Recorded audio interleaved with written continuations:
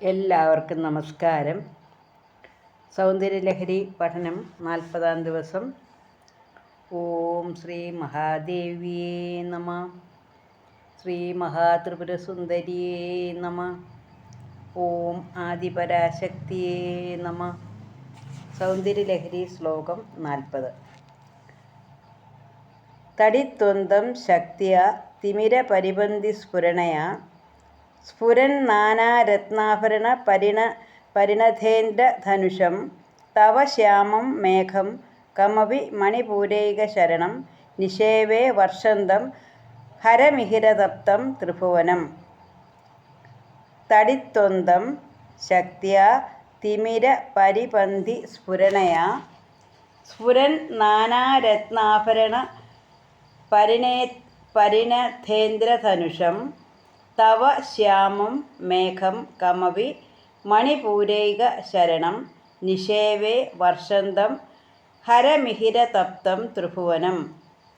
അല്ലയോ മഹാദേവി, അന്ധകാരവിരോധിയായ പ്രകാശത്തോടു കൂടിയ തടിദ്രൂപ ശക്തിയാൽ തടിത്വാനായും ശോഭയോടു കൂടിയ നാനാരത്നാഭരണങ്ങളാൽ നിർമ്മിക്കപ്പെട്ട ഇന്ദ്രധനുസ്സോടു കൂടിയവനായും മണിപൂരചക്രം മുഖ്യവാസസ്ഥാനമുള്ളവനായും സംഹാരരുദ്രനാകുന്ന പ്രളയകാല സൂര്യനാൽ ദഹിപ്പിക്കപ്പെട്ട 3 ലോകത്തെയും വർഷിക്കുന്നവനായും അനിർവാച്യനായും ഇരിക്കുന്ന കാർമേഘരൂപ പശുപതിയെ ഞാൻ ഏറ്റവും സേവിക്കുന്നു.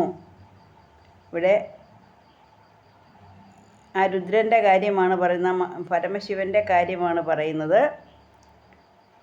അല്ലയോ മഹാദേവി, അന്ധകാരവിരോധിയായ പ്രകാശത്തോടു കൂടിയ തടിദ്രൂപ ശക്തിയാൽ തടിത്വാനായും ശോഭയോടുകൂടിയ നാനാരത്നാഭരണങ്ങളാൽ നിർമ്മിക്കപ്പെട്ട ഇന്ദ്രധനുസ്സോടു കൂടിയവനായും മണിപൂരചക്രം മുഖ്യവാസസ്ഥാനമായുള്ളവനായും സംഹാരരുദ്രനാകുന്ന പ്രളയകാല സൂര്യനാൽ ദഹിപ്പിക്കപ്പെട്ട 3 ലോകത്തെയും വർഷിക്കുന്നവനായും അനിർവാച്യനായും ഇരിക്കുന്ന കാർമേഘരൂപ പശുപതിയെ ഞാൻ ഏറ്റവും സേവിക്കുന്നു. പ്രളയകാലാഗ്നിയിൽ ദഹിക്കപ്പെട്ട ഭുവനത്രയത്തെ ദേവിയുടെ ദയാർദ്രയായ ദൃഷ്ടി തണുപ്പിക്കുന്നു നമ്മൾ മുൻ ശ്ലോകത്തിൽ കണ്ടു. അപ്പം അനാഹത ചക്രോപരി സ്ഥിതി ചെയ്യുന്ന സൂര്യകിരണങ്ങൾ സ്വാധിഷ്ഠാഗ്നിയോട് ചേർന്ന് ജലതത്വത്തെ പ്രാപിച്ച് മണിപൂരചക്രത്തിൽ ചെന്ന് സ്വാധിഷ്ഠാനാഗ്നിയിൽ ദഹിപ്പിക്കപ്പെട്ട ജഗത്തിനെ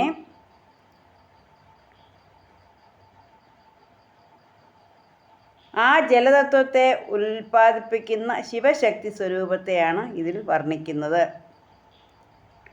ഗ്രീഷ്മകാലത്തിൽ അതികഠോരങ്ങളായ സൂര്യകിരണങ്ങളാൽ അത്യന്തം തപ്തമായ ലോകത്തെ വർഷകാലാരംഭത്തിൽ ശീതളങ്ങളായ ജലപാതങ്ങളെ കൊണ്ട് തണുപ്പിക്കുന്ന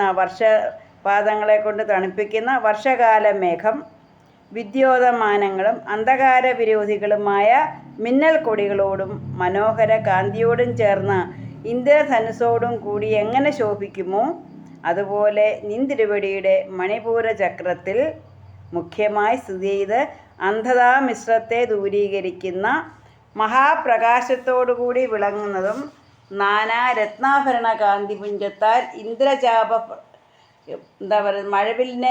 മഴവില്ലാണെന്ന് തോന്നിപ്പിക്കുന്നതുമായ ശക്തിയാകുന്ന മിന്നൽ കൊടിയാൽ ശോഭിക്കുന്നതും സ്വാധിഷ്ഠാന സംവർത്താഗ്നിയിൽ തപ്തമായ ജഗത്രയത്തെ ശീതള ജലധാരകളാൽ തണുപ്പിക്കുന്നതുമായ പശുപതി രൂപ ശ്യാമള മേഘത്തെ ഞാൻ അത്യന്തം സേവിക്കുന്നു. അപ്പോൾ ഇവിടെ മഹാദേവിയുടെ എന്താ പറയുന്നത്, മണിപൂരചക്രത്തിനെ കുറിച്ചാണ്. മണിപൂരചക്രത്തിൽ എങ്ങനെയാണോ ഒരു സാധകൻ കാണുന്നത് അതിനെയാണ് ഇവിടെ വർണ്ണിക്കുന്നത്. എപ്പോഴും പറയുന്നത് പോലെ എന്താ പറയുന്നത്, താന്ത്രിക വിദ്യയൊക്കെ പഠിച്ച ഗുരുക്കന്മാർക്ക് മാത്രമേ ഇതിനെക്കുറിച്ച് കൂടുതലായിട്ട് ആധികാരികമായിട്ട് പറയാൻ സാധിക്കുകയുള്ളൂ. അപ്പോൾ ഇവിടെ സാമാന്യമായിട്ട് ഞാനൊന്ന് പറയുകയാണ്. കൂടുതൽ അറിവ് ആർക്കേ തരാൻ പറ്റത്തുള്ളൂ? മഹാഗുരുക്കന്മാർക്ക് മാത്രമേ ഇതിനെക്കുറിച്ച് പറഞ്ഞ് വിശദീകരിച്ച് തരാൻ പറ്റുകയുള്ളൂ. എല്ലാവർക്കും മഹാദേവിയുടെ അനുഗ്രഹം ഉണ്ടാകട്ടെ എന്ന് പ്രാർത്ഥിച്ചുകൊണ്ട് നിർത്തുന്നു. നന്ദി, നമസ്കാരം.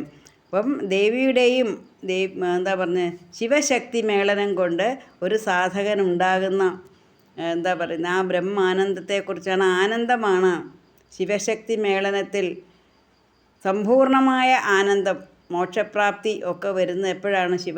ശിവശക്തി സമ്മേളനത്തിലാണ്. ഒരു സാധകൻ എപ്പോഴാണോ ആ ശിവശക്തി മേളനം തിരിച്ചറിയുന്നത്, അപ്പോഴാ സാധകന് മോക്ഷപ്രാപ്തി ഉണ്ടാകുന്നു, അമ്മയായി ലയിച്ചു ചേരുന്നു. അപ്പോൾ അമ്മയുടെ ആഗ്രഹം എന്താണ്? തൻ്റെ മക്കൾ എൻ്റെ അടുത്ത് എത്തുക എന്നുള്ളതാണ്.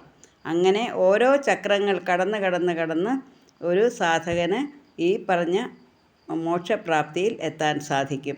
അമ്മയുടെ അനുഗ്രഹം എല്ലാ മക്കൾക്കും ഉണ്ടാകട്ടെ എന്ന് പ്രാർത്ഥിച്ചുകൊണ്ട് നിർത്തുന്നു. നന്ദി, നമസ്കാരം.